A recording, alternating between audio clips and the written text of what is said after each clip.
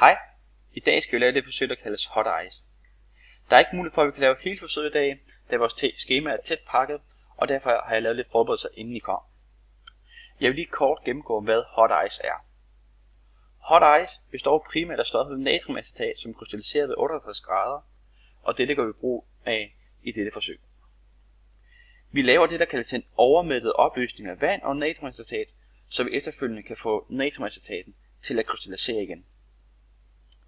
Det, vi skal bruge i forsøget, er 100 gram natriumacetat, 25 mg vand, en grøde, en beholder og mulighed for at nedkøle væsken. Jeg har lige lavet en kort video af, hvordan jeg har lavet forsøget, og det skal vi lige se en gang. Til at starte med, så har jeg opvarmet natriumacetaten, sådan så det er begyndt at smelte. Når det næsten er helt smeltet, så putter jeg 25 mg vand ned i natriumacetaten.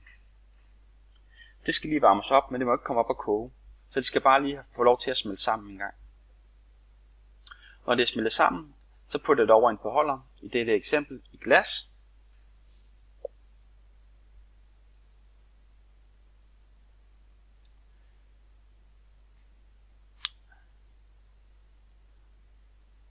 Når det kommer over i glasset, så skal det efterfølgende køles ned. Det kan enten være i fryser eller i dette eksempel i et køleskab. Her skal det køles ned i ca. 30 minutter, eller til væsken er stuetemperatur som minimum.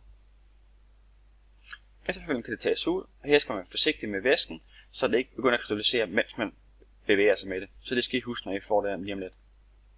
Nu kan I lave alle mulige forskellige former, og I kan få lov til at lege lidt med det.